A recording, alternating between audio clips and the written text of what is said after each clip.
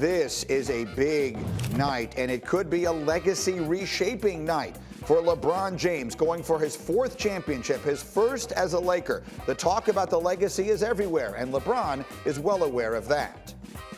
I didn't really think about it too much. I think the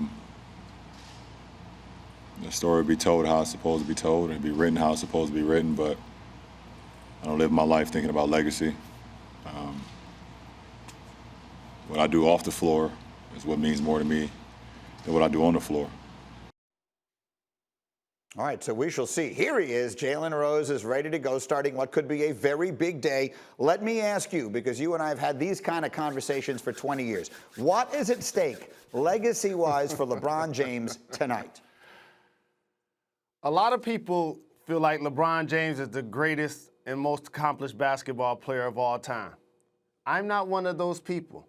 I do, however, wake up this morning and still feel like he's in my top 5.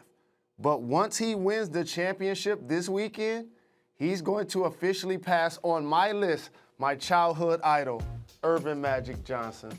I'm sorry, Magic.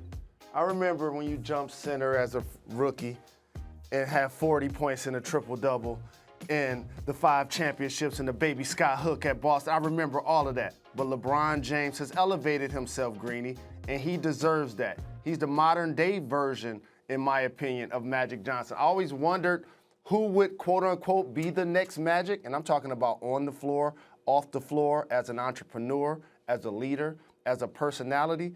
And I paralleled Kobe Bryant a lot with Michael Jordan and called him the remix, the late, great Kobe Bryant, but he never got to where MJ was.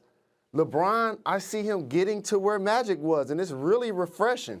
And the other guys on that list for you youngsters out there, Michael Jordan, Kareem Abdul-Jabbar, and can we put some respect on Bill Russell's name? There's people walking the face of this earth, Greeny, that just want to dismiss what he accomplished. He's a social justice warrior, a champion, the ultimate leader as well. So for all you youngsters out there, can't be an emotional debate. These all-time great debates. I grew up in Detroit, and you know who I rooted against his entire career? Michael Jordan. You'll never see Isaiah Thomas, one of the bad boys, say Michael Jordan is the greatest of all time. You know why? Because they're rivals. And if there's the tie, he's going to give the tie to LeBron James. Because Michael Jordan and he have punched each other, elbowed each other, and been in so many wars together, literally. And so I appreciate nowadays, today's generation wants everything to be the best. I went through this as a youngster as well. We want the best movies, the best music, the best art, everything that happens the best in our generation. And LeBron is ascending. And as he continues to win championships, potentially in LA, he has an opportunity to move up the list. But he's amongst NBA royalty when I talk about those handful of players and what they accomplished in the NBA. Totally agree. And you and I have the same Mount Rushmore, so I'm not disagreeing with you. But you know that the narrative out there is not going to be he surpasses Magic with this win, with his 4th ring, with winning one as a Laker, with winning one with 3 different teams, with being the finals MVP for 3 different teams, which he probably would be, and no one else has ever done that. There are going to be people who are going to call him the GOAT if he wins this tonight. What do you say to them? I want to make sure I celebrate LeBron once he wins it. And I don't want, like, this conversation to take away from his dominance and what he's going to accomplish. But I have to make sure I put this in context for everybody. Michael Jordan is the most prolific scorer in the history of the NBA. When he was not winning championships young in his career, and he played against the Boston Celtics, he had 63 against them.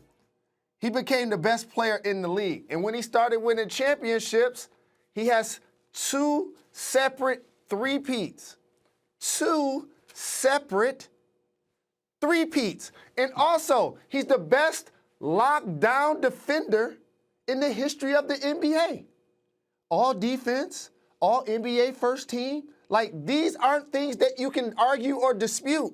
This is an emotion. This is an absolute fact. The best offensive and the best defensive player that has ever played the game is Michael Jordan. I completely agree with you. You and I are on the same side. I can say this. If they win it tonight, the battle on Twitter right after the game amongst the LeBron people and the Jordan people is going to be fun. Thank you for watching ESPN on YouTube. For live streaming sports and premium content, subscribe to ESPN+.